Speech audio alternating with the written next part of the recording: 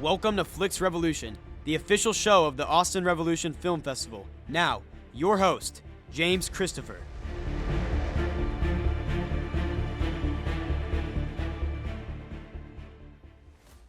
And welcome to Flix Revolution, the official show of the Austin Revolution Film Festival. And we have a very special episode indeed, because this is the episode that is announcing our 11th year. That's right. By the time we release the episode, all the filmmakers will have just received the email letting them know whether they've been selected for this year's slate or whether they were not unfortunately picked. And I want to deal with the ones that maybe didn't get in first in this episode, in case they're watching.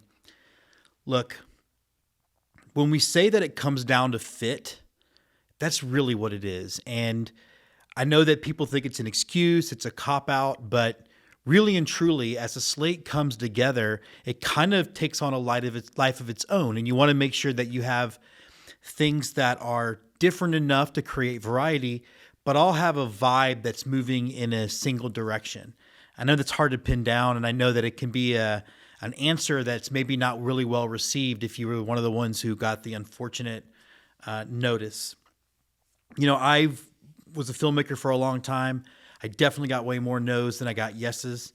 I liken it to the fact that I would audition a couple hundred people for a role and pick one. So it's one of those things that happens. We do appreciate your submission. I do hope you keep making films, even though, again, I know you got disappointing news this morning. The slate, though, I'm very proud of it. I'm very proud of how it came together. We've got a nice mix of drama work, comedy work, and genres. We've got movies from all over the world. The slate's just about half of the creators for the screenplay and films are women. So I'm pretty proud of how that came together. Very excited about just what we're going to be bringing to Austin at our new location in February. We'll be at the Austin South Park Hotel. I hope everyone can come out that's watching or listening. Tickets will be on sale soon, all of that fun stuff. And then later on in this episode, we will be talking to two sets of creators. One an alum, one a first-time acceptee to the festival. So I hope that everybody checks out the episode. If you see folks that have announcing their nominations, congratulate them. This is we're all in this together when it comes to indie film. I firmly believe it. And sometimes it's your day, sometimes it isn't. But I think the best thing to do is be congratulatory and happy for those who got in, and keep finding that festival that fits your film. Again, very dynamic slate. In fact, why don't I quit talking and instead take some time to announce our slate? We are very excited to announce our 2023 slate for the 11th annual Austin Revolution Film Festival. These films went through a grueling judging process. Thousands of films were entered, and these were the ones we picked to bring to Austin, Texas. Congratulations to the following film projects: Saturn by Superflush, 13th Stepping, 3:33 a.m., A Best Man, A Break for Impact, A Hard Pill to Swallow, A Little Dead, 1,000 Times a Day, Across, Add to Wishlist, All About Manos, Anal Malik, Grand Blessings, Away, Behind the Bucket, A Garrison Story, Berlin, Best in the City, Billy's Clown, Blood Will Have Blood, Breakfast to Go, Breathing Happy, The Hostage Situation, Bullied, Buzz Brews, Chat History, City of Angels, Closet Nightmares, Closure, Clowning Around, Completely Normal, Cost, Cost to Life, Crosses in the Dust, DAD, Dark Sunrise, Dead Man's Hand, Dear June, Dear Past Self, Dayok Dance, Devoid, Ditched, Diver, Down and Out, Draw Up and Stare, Empty Miles, Father-Daughter Dance, Fault Line, Feast, Final Girl, First Day, Garden Spells, Generations, Gianna, Goblin, Got Your Back, Great Mistakes, Hangman, Heartbreak Country, Airmail, Hell and Back Again, Hog Heaven, I Found Something, I Would Do Anything for Love, I'm Fine, I'm Losing You, Ice Cream, Sladoddled, In the Trench, Haunted, Intersection, Jack of All Lanterns, Abandon, Jelly Bean, Just the Bit, Kid Free Weekend, Killer Abs, Lax Bros, Looking Back, Loose Ends, Mannequins, Mask of the Devil, Mending, Milk Snake, Miss Susie Had a Steamboat, Mixed Signals, Moonlight Sonata with Scissors, Most Likely To, My Brother, My Hero Forever, Mystery Meat, No No Girl, Normal,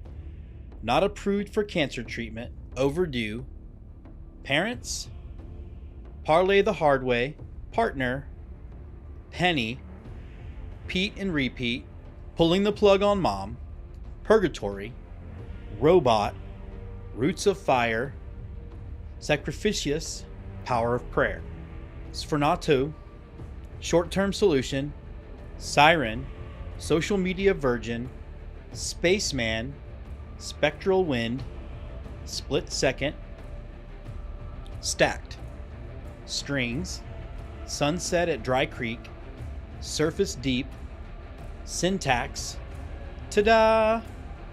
Tattoos in South Texas, Tell Me a Story, Terminator Bad Judgment Day, Texas Wines, The Adventures of Brooklyn Barnes, The Banality, The Blonde Experiment, The Boy, The Cure, The Innocents, The Last Picture, The Magician, The Perfect First Date, The Problem with Time Travel, The Shortest Night of Summer, The Sweet Embrace, Their Last Ride, Together Forever, Twinsies, Unpacking, Want to Hear Something Funny, Watcher, Waving, We Got Your Six, Weeds Are Flowers Too, Who Killed the Coach, Wicked Plans, Xanadu Hellfire, Yes Mother, and You Need to Leave. Short and student screenplays accepted into the competition. 7 years after, A Better View, A Day in the Neighborhood, A God Among Sheep, A Reckoning, A Whisper from the Waves, All Sports Mental Health Camp, Area 50, As Good as She Gets, Asian Thread, Babas, Be Careful, Blood is Thicker, Booker Carmichael and the Tree of Life, Cellmates, Church Ladies, Coahoma, Culture of Life, Dial It Back, Dogs, Doppelganger Heist, Drunken Psychiatry, Ends Meet, Frankie, Gender Reveal Party, Golems, Hunted, In Ollie's World, Introducing Mr. and Mrs. Dark, Invisible Pilot, Justice in Bulk, Killer Crush, Key to Manitou,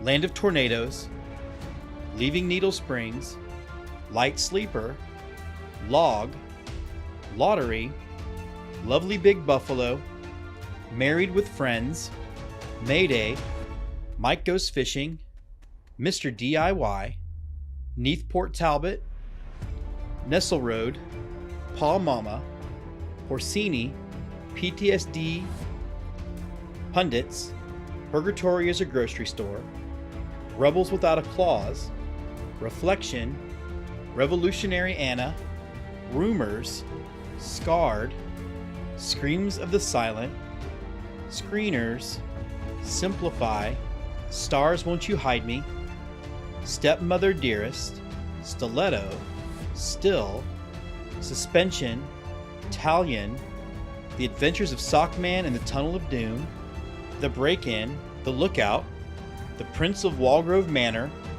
The Puff, The Push Pocket, The Sponsor, The Sum of Our Sins, The Useless, Theater Crawlers, Todd and the Nephilim, Touched, 20 Last Summers, What the Doctor Ordered, Who Let the Wallflowers Out, Wise Guy, and Wolf Hollow.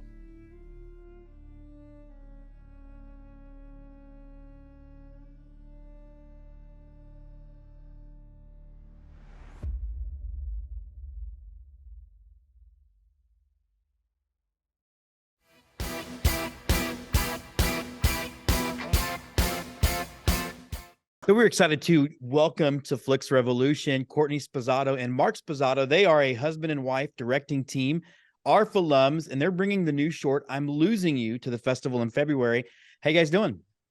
Good. Well, excited to be here. Yeah, very happy to be here. And you got a nice break. We get the holidays, and then we'll jump right back into it. You guys already played with us at least once. Forgive me for not remembering exactly how many times, but what brought you guys back to ARFF this year? Well, we were graciously accepted into the festival for our short film, Hey, It's Me. That one we were super excited about, and we had an amazing experience with you guys. Great communication, great films. Really, like honestly, that we felt so honored to be a part of it because we just loved all of the other films that played in our block, and we won Best Directors for that film. So we have our right here. Yeah, our belt buckle. I keep it on my shelf. Yeah, so it's just all around a great experience, and we're just so happy to be back with you guys for round 2. So talk a little bit about then I'm Losing You. Where did it come from, and just some of the little bit of the process of getting it made. We'll get to in a minute. Making a film is like a marriage. I'm going to let Court tell you about the film, but I think we have a cool story about its genesis. So we had been making films for a few years before having our first child, but having a baby just blew up our lives like it does for a lot of people. And when she was about 2 or 3 months old, we were like, let's put this into our creativity. Let's do something with this new situation, and like maybe we can make 2 separate films, write scripts about how we're feeling about being new parents, and not tell each other the ideas, and just kind of like swap scripts and read it. So I'm Losing You became it came out of Courtney's ideas for that creative prompt. So tell us about and what went into that. Well, so we had our daughter right in February 2020, right when the pandemic went into lockdown. A couple weeks later, so like it was just crazy. Like everyone was going through something crazy, but then on top of it, I was becoming a new parent, and the way I wanted to write something that sort of reflected the way that time felt for me. Like I just felt like I was completely like out of time, like not in the regular timeline. And that's how it feels to be a new parent. But then I think everyone can relate to that, to what it felt like in the pandemic. I mean, so many people I know have said, I can't believe that it's like 6 months later. I feel like it was just March. Like, so I thought that was kind of a really universal thing that people could relate to that even aren't parents. So the film is it's a surreal portrait of somebody who's dealing with something really hard, but they're kind of like not understanding the way that time is moving. Correct me if I'm wrong too, but you've said it's also about your fears about being a parent for the first time. Yes, that was a big thing, and I wanted to just like show that as well, like what it felt like to be a new mom, on top of being a new mom in a pandemic.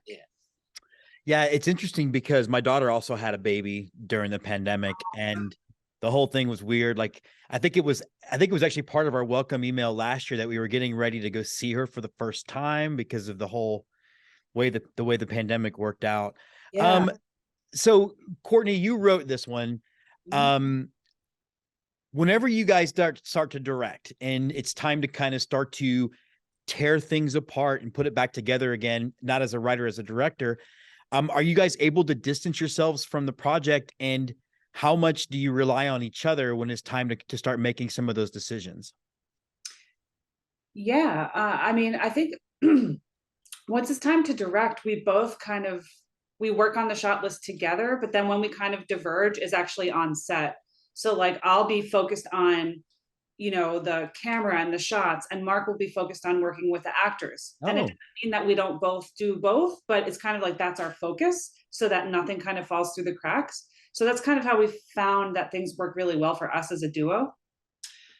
And in terms of letting go, I think and just kind of being able to like separate what was in your head from this new task. You know, what's on the page is one thing, and then you have to make it real. And Courtney is a lot better at that than I am, and I think you know she has to kind of keep me in my place because you know I fall in love with those words, and you know she has a better sense of the full scope of where it has to go.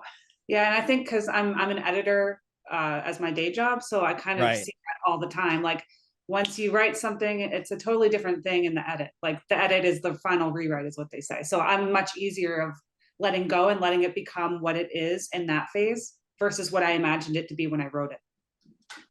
Tell me a little bit about the cast that you put together, and just, you know, I'm just so curious as to what, in a post-COVID world, what are auditions like? How did all of that stuff work?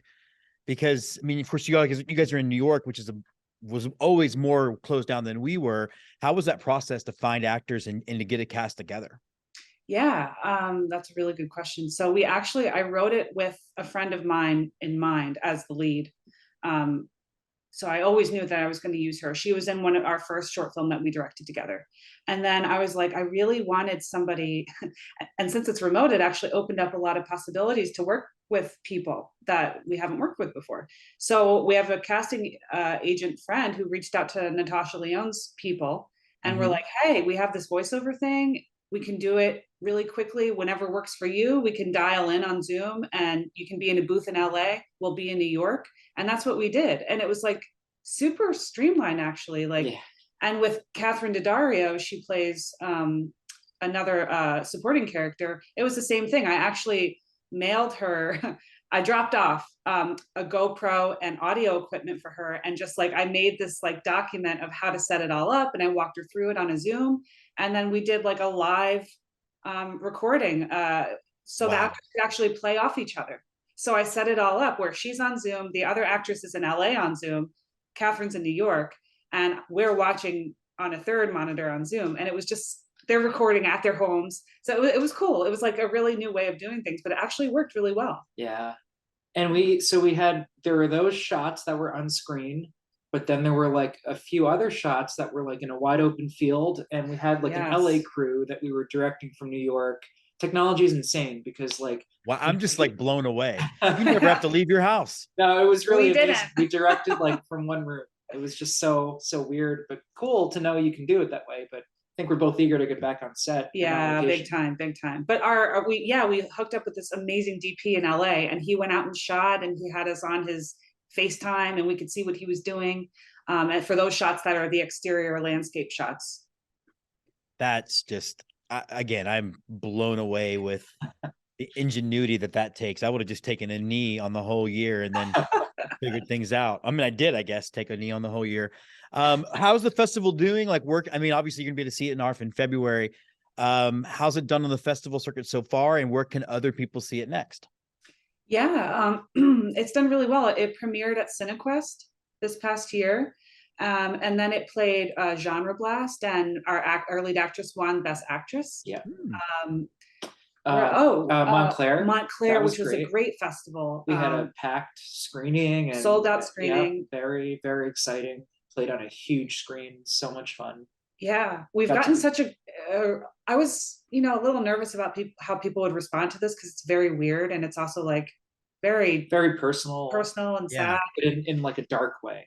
Yeah, but the response has gotten really, really great. Yeah. I will say too, in my opinion, like, well, obviously we loved it. We're playing it, but it was using some, like, because there are other Zoom movies that feel like Zoom movies. Yeah. And, one of the things, like none of those type made the festival because we all just spent 2 years on Zoom. We don't want to watch people spending time on Zoom. So I thought, now that you explained to me the process, it makes sense of how you were able to make it feel different. So kudos to that. Where can we see it again? Our next? With you guys. Yeah, I think that's next. That's it. We're next. In Dubuque. Oh, cool. Yeah, That's gonna be cold. Are y'all going up there? No, that was already, we already Okay. played there. So no, but we have a documentary coming out next, actually, and we're going to be traveling to some cold places for that Yes. one. Are you really? Oh, yeah. So tell me a little bit about the doc, and I'm assuming you guys will submit it to us when it's time. Oh, absolutely. We definitely plan on it. Yeah, the doc is like, we've never done a doc before, but it kind of just came out of me really quickly. It's a memoir, kind of a personal doc about my childhood and this crazy experiment that my elementary school teacher did, where he took an old military bus and transformed it into a mock-up of the Challenger. So it was a thing that where we were able to talk to astronauts at the space station in the 90s, and we were the first people to do that. So it was this amazing, weird thing in this middle of nowhere town in Pennsylvania, and we're talking to astronauts. So I made a documentary about what that process was like, what it meant to me as a kid, and it really helped me through something really difficult that happened in my life at the exact same time. So it's kind of interweaves those stories together. And for those that don't know, the younger kids, the Challenger was just this incredible, terrible situation where a teacher was going to go up into space for the first time, a civilian, and there was this awful tragedy, and all of these hopes and dreams were like riding on this one space shuttle mission, and then it exploded shortly after takeoff. And that whole idea is kind of like paralleled by what Courtney was going through with a family member, in a very intimate way, but it's really reflected in this. And then the amazing thing is that the teacher, Kristen McAuliffe, is she had a relationship with Courtney's art teacher that commissioned the space shuttle design. So there's all these weird connections. Yeah, so she came to the school a bunch of times and talked to us about her daughter, Kristen McAuliffe, who passed away at the Challenger. So it's like it interweaves Krista's story, my story, and the Blake. I love that. I was 10 years old living in Houston. We had every launch we gathered together in the auditorium, and we were all sent home immediately after. It was definitely, it's my Kennedy. Like, I can tell you exactly what I was thinking and feeling, but can't wait to see it. We also cannot wait to see you guys in February. Very excited to have you guys back down. Courtney Sposato, Mark Sposato, director of I'm Losing You. Guys, thanks so much for not only jumping on Flix Revolution, but for trusting us with another film. Absolutely. Yeah. So excited. Can't wait to see you. Yeah, we're honored. Thank you.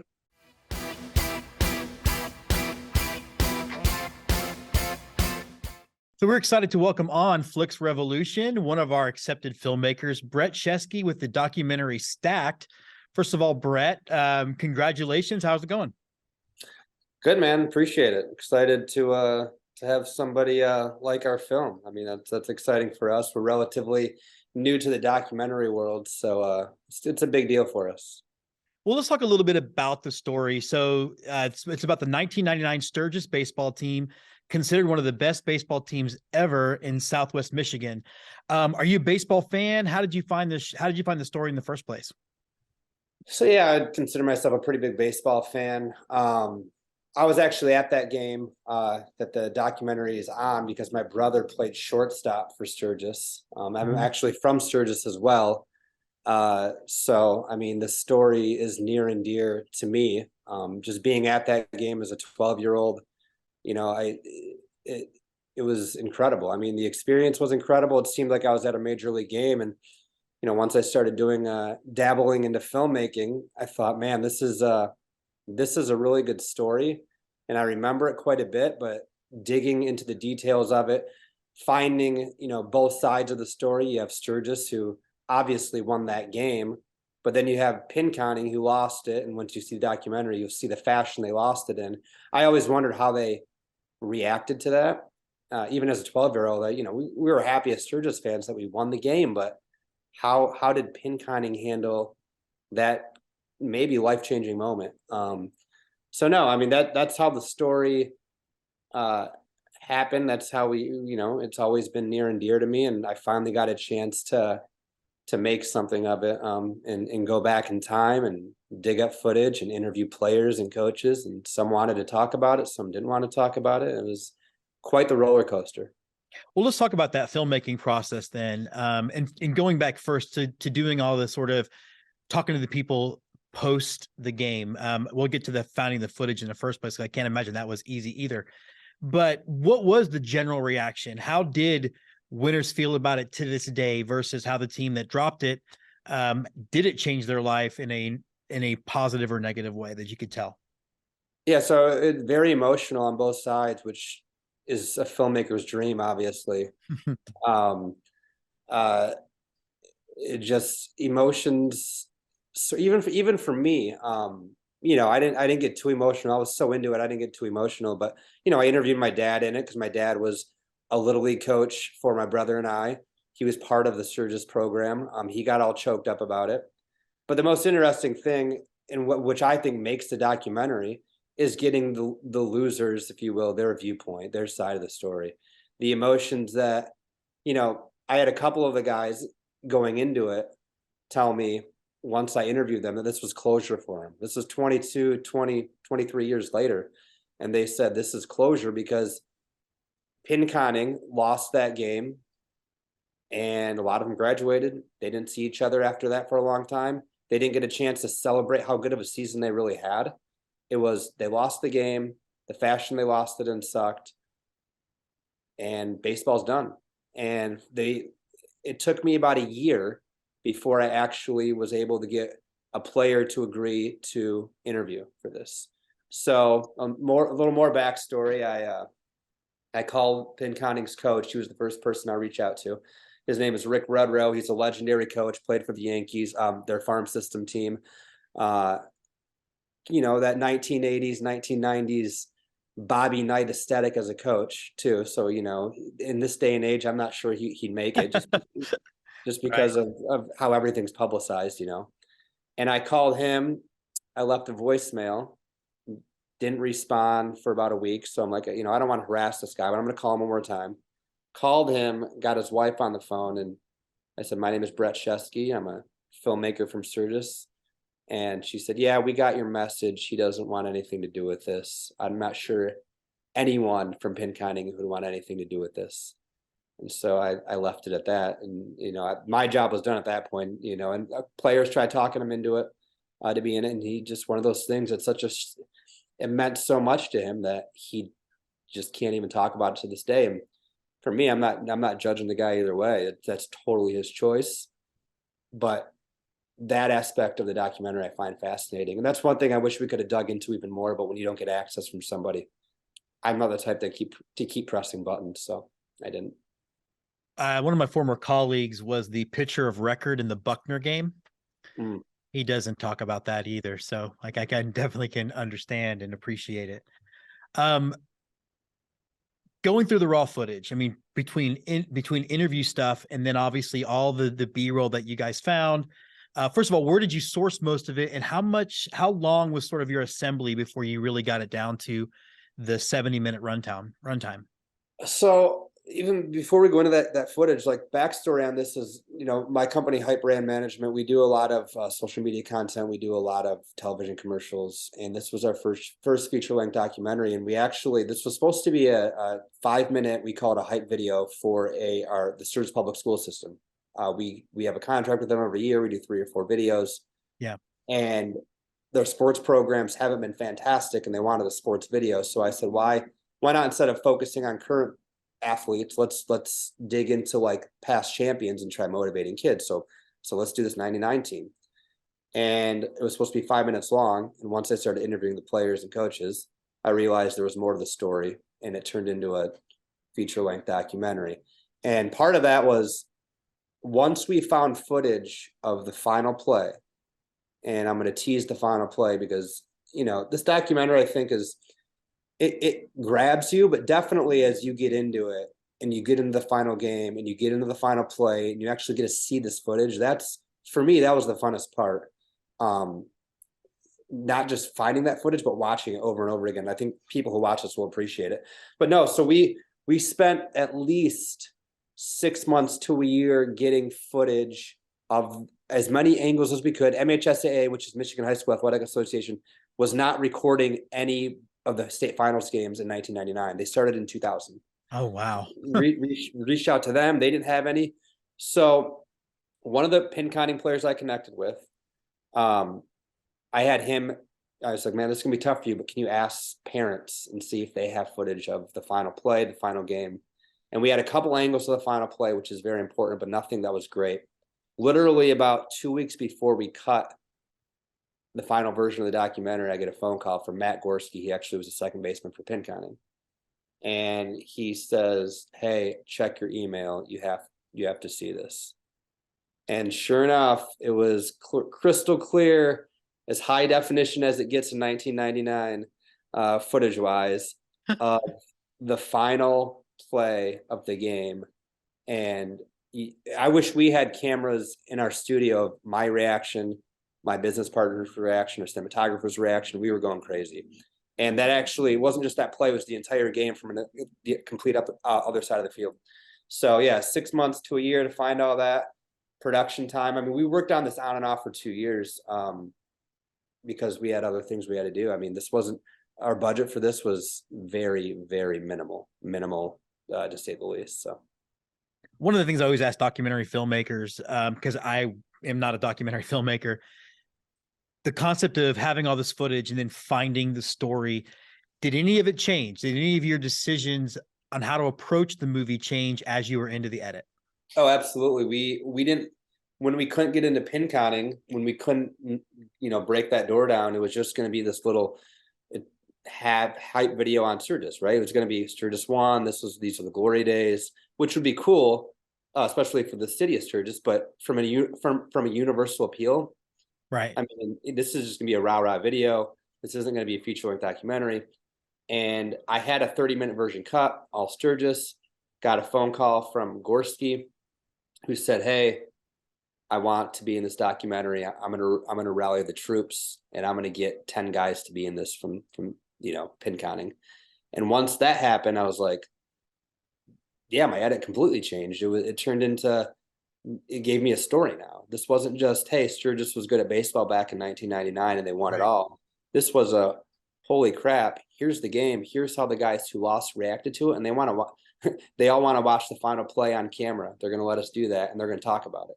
So yeah, my edit totally changed, and I'm glad it did. I mean, it was more work, but it turned into something that was universal. And that was my biggest thing the whole time was, I want something that will appeal to a wide population, and I needed more of a story there.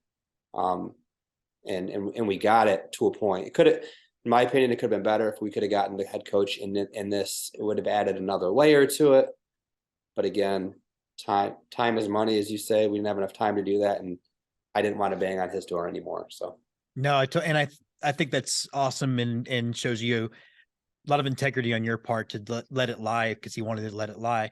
How did the movie get received by universal audiences, by Sturgis audience? I mean, how people reacted to seeing this all broken down from both perspectives? Shockingly, at least for me, I'm the type that I always have, low expectations for things. I mean, I knew people in Sturgis were going to like it, but we had 3 guys. We had just a small premiere here in Sturgis, and we had 3 of the pin counting baseball players come to it, and their reaction to it was pretty priceless. They thought it was phenomenal. I mean, they watched a 70-minute video on them losing a state title, and they absolutely love the film. And I had people from Sturgis sending it to people who knew nothing about this game, knew nothing about Sturgis baseball, knew nothing about pin counting baseball, who just said, from a baseball story standpoint, they were absolutely compelled by it. They really, really enjoyed it, which I had no idea how, and honestly, it didn't concern me that much, like how it was going to be received, because again, this is like, we're just starting out in this documentary field, and right. But hearing the feedback from people who know nothing about Sturgis, who know nothing about pin counting, and how good it was, and the awards we've received in other competitions, from the editing, from the cinematography, we were just thrilled by that, and I guess people especially baseball lovers really enjoy it. So it's a breath of fresh air. Well, you had me at baseball. I mean, immediately I do a relatively popular baseball show that we're also going to include this interview on. But Brett, thanks so much, first of all, for trusting us with your film. Thank you for submitting. And we're really excited to get you down to Austin in February to show it off. Yeah, appreciate it, man. We're excited too. So we appreciate it immensely.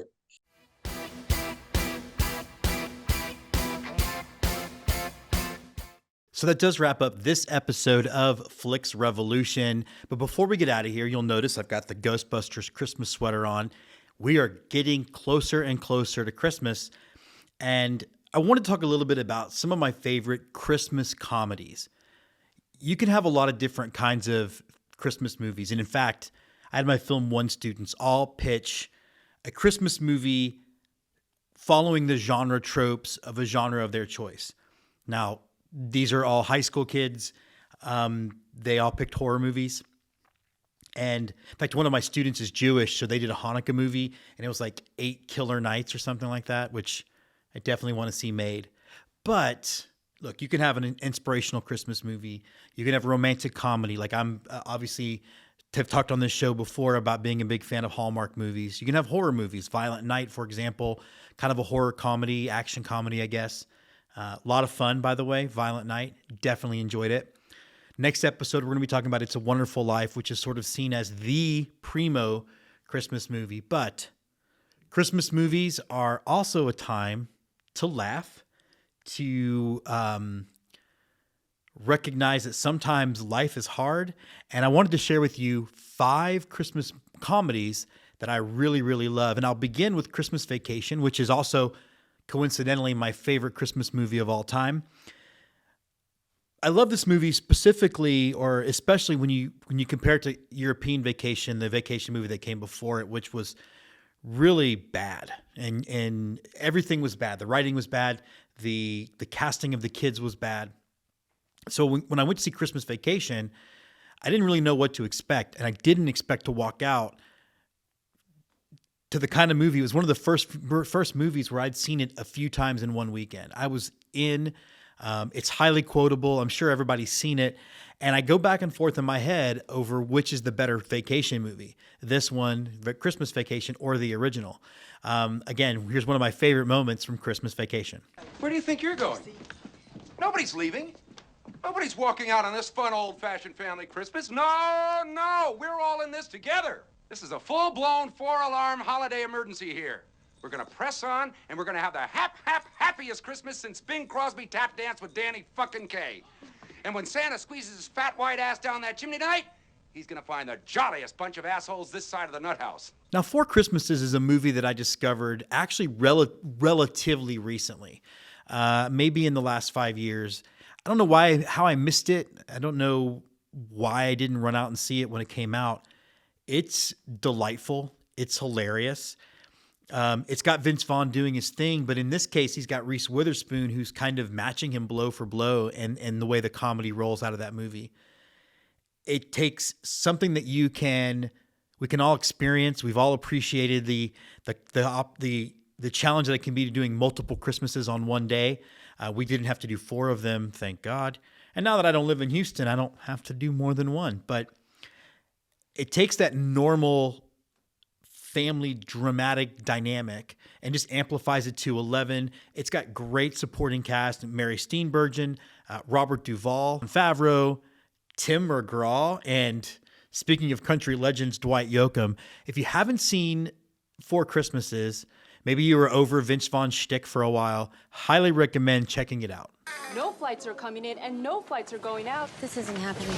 Do you have a sister airline? No, I'm sorry. How about a cousin airline? No, we don't. How about like an airline that your airline's felt up before? Now, speaking of some comedies that people have slept on, a very Harold and Kumar Christmas.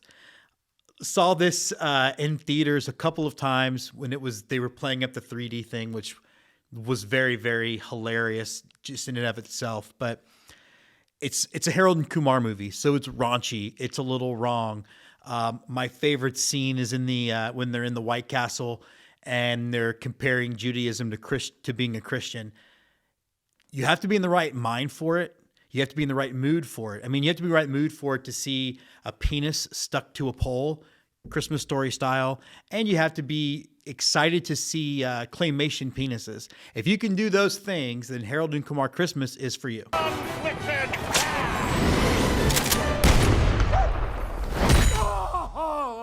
I shot Santa Claus in the face. He's real, and I shot him in the face. What? Speaking of a little raunchy, Office Christmas Party. Went to see this with the cast and crew of A Chance of Snow before we started shooting it. And I think 15 of us went, 14 of us walked out not really liking the movie. And then there was me. It's an annual watch for me. I think Jason Bateman's always a guy I can find extremely, extremely watchable. By the way, Jennifer Aniston is in it. Very, very funny, but also like a Christmas movie should have, a real sense of heart. And, you know, again, I love it. And if you really want to see what happens when you put cocaine in a snow machine, this is the movie for you. If you are going to have intercourse tonight, please do not do it on company property. Go into the Rite Aid parking lot. We're talking Rite Aid, baby, make it all night. Fwah, fwah, fwah. And last but not least, talk about a movie that I slept on and don't really know why, and that was Just Friends. First, I'm a big Ryan Reynolds guy. And I know that a lot of people like Vince Vaughn have sort of gotten over his shtick. I'm not one of those. I think it still works. I think he's got really great camera presence no matter what he's doing. But the idea of him being vulnerable, of him being the losing confidence when he's around the girl that he loves, I think is something that most guys can relate to. So if you haven't seen Just Friends, including Stryker from American Pie being the womanizing, pretending to be sensitive guitar player guy, you have to check it out. It's a really heartwarming Christmas movie. You mean more to me than anyone in this whole world. Really? I love you, Chris. Like a brother. We're friends, right?